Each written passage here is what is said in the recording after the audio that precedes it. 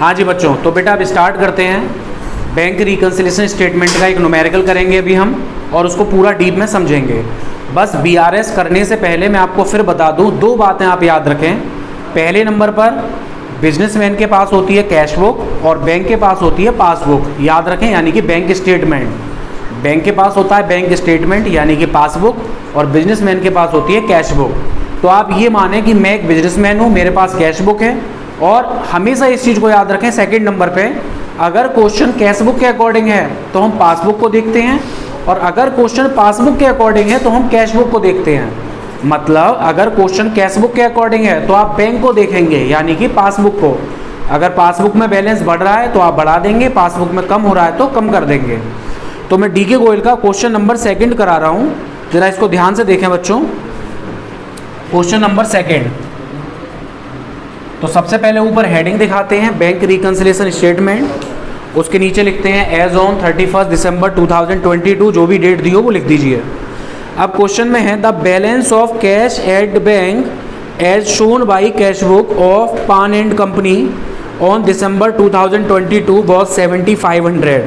बच्चों cash book का balance था 7500, तो हम यहाँ सबसे पहले लिखेंगे balance as per cash book यानी कि डेबिट।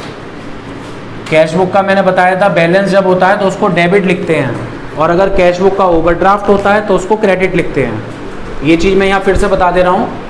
अगर कैश बुक का डेबिट है तो क्वेश्चन बैलेंस वाला है, अगर क्वेश्चन का क्रेडिट हो गया कैश बुक तो वो ओडी हो जाएगा, ओवरड्राफ्ट। इसी तरह पासबुक का अगर क्रेडिट है तो क्वेश्चन बैलेंस वाला है, पासबुक का अगर डेबिट हो गया तो क्वेश्चन ओडी का बन जाएगा। तो ओडी के केस में फिर अलग रूल लगेगा। रूल क्या मतलब, जो फर्स्ट अमाउंट है ये प्लस की जगह माइनस में आ जाती है, बस इतना डिफरेंस है ओडी के क्वेश्चन में। बाकी बैलेंस और ओडी का बिल्कुल सेम है, कोई डिफरेंस नहीं है। तो देखें ध्यान से, तो क्वेश्चन में लिख रहा है 7500 का बैलेंस था, तो ये हमने लिख दिया सबसे पहले।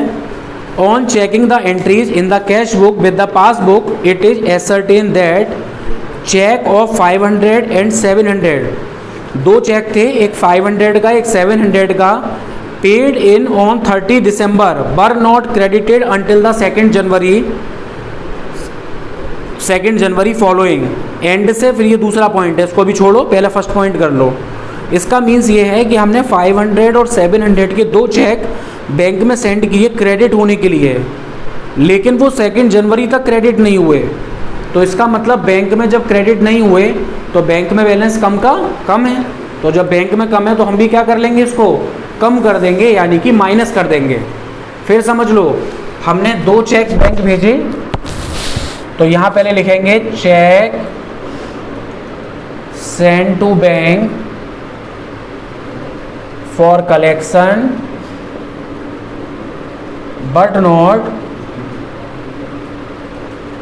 कलेक्टेड इन द बैंक, लेकिन बैंक में कलेक्ट नहीं हुए। तो दो चेक हैं, एक 500 का और एक 700 का, तो दोनों चेक बैंक में डिपॉजिट नहीं हुए। तो जब बैंक में डिपॉजिट नहीं हुए तो हम इसको कर देंगे माइनस, क्योंकि देखो इस तरह से ध्यान दो आप लोग, एक तरफ लिखो कैश बुक, एक तरफ पासबुक। पासबुक में टिक कर लीजिए क्योंकि हमें पासबुक को देखना है। हमने कैश बुक से चेक भेजा डिपॉजिट करने, हमें किसी से चेक मिला, हमने बैंक में भेजा डिपॉजिट करने, तो हमने अपनी कैश बुक में बैलेंस प्लस कर लिया। एज अ बिजनेसमैन मैंने अपनी कैश बुक में प्लस कर लिया, बट वो चेक बैंक पहुंचा ही नहीं, तो बैंक में तो माइनस का माइनस ही है। तो जब बैंक में माइनस है तो हम भी अपने यहाँ क्या कर लेंगे, माइनस, क्योंकि हम बैंक को देख रहे हैं। कैश बुक के अकॉर्डिंग है तो हम पासबुक को देख रहे हैं यानी कि बैंक को। सेकेंड नंबर देखें, 3 चेक 600, 800, 1200, 3 चेक थे बच्चों, हमने इशूड किए अपने पास से। Were not presented until the 2 जनवरी, लेकिन वो बैंक में प्रेजेंट ही नहीं हुए, तो हमने अपने पास से चेक इशूड किए। चेक इशूड का मतलब अपने पास से चेक फाड़ के दे देना, जाओ जाके बैंक से पेमेंट ले लो, उसको बोलते हैं चेक इशूड करना। कि मैंने अपने पास से चेक काट के आपको दे दिया, जाओ जाके बैंक से पेमेंट ले लो। तो मुझे तो ये पता है आपने पेमेंट ले लिया होगा, तो मैंने अपनी कैश बुक में बैलेंस कर दिया कम। मेरे पास कैश बुक है, मैं एक बिजनेसमैन हूँ, तो मैंने अपनी कैश बुक में कम कर दिया। बट हुआ क्या, बैंक में वो चेक पहुंचा ही नहीं, तो बैंक में नहीं पहुंचा तो बैंक में प्लस का प्लस ही है अभी, क्योंकि अगर वो चेक बैंक पहुंच जाता, अगर बैंक पेमेंट कर देता तभी तो बैंक में माइनस होता, बैंक ने पेमेंट ही नहीं किया तो बैंक में प्लस का प्लस ही है। तो इसको बच्चों प्लस करेंगे। Check issued but not presented for payment, bank में पेमेंट के लिए प्रेजेंट नहीं हुआ। 600, 800 और 1200, तो टोटल हो गए 2600। तो इसको हम कर देंगे प्लस। चेक इशूड याद रखना, चेक इशूड हमेशा प्लस ही होगा according to cash book. Cash book के अकॉर्डिंग जब बनाओगे तो चेक इशूड प्लस होता है, क्योंकि चेक इशूड में चेक बैंक में प्रेजेंट नहीं हुआ। नेक्स्ट है बच्चों, there was a credit of 125 in the passbook in respect of interest under 31 December. हमने 125 रुपीज़ किस चीज़ के थे? इंटरेस्ट के थे, जिसको हमने पासबुक में क्रेडिट कर दिया, यानी कि पासबुक में इंटरेस्ट के क्रेडिट हो गए पैसे। तो जब पासबुक में क्रेडिट हो जाएंगे तो बैंक में बैलेंस बढ़ जाएगा। इंटरेस्ट मतलब बैंक ने हमें इंटरेस्ट दिया, सिंपल सी बात है, जब बैंक आपको इंटरेस्ट देगा तो बैंक में बैलेंस प्लस हो जाएगा। जब बैंक में प्लस होगा तो हम भी अपने यहाँ क्या कर देंगे, इसको प्लस। नेक्स्ट है, there was also bank charge debited 10 rupees in the cash book. 10 रुपये charges debited in passbook in all 10 which was not entered in cash book. 10 rupees bank ने चार्जेस के काटे, तो जब बैंक चार्जेस के काटेगा तो बैंक में बैलेंस हमारा कम हो जाएगा, तो बैंक चार्जेस माइनस में आएगा। जब बैंक चार्जेस के काटेगा तो बैंक में बैलेंस हमारा कम हो जाएगा, जब बैंक में कम होगा तो हम भी अपने यहाँ कम कर लेंगे। बस इतना करने के बाद फिर हम टोटल करेंगे इसका।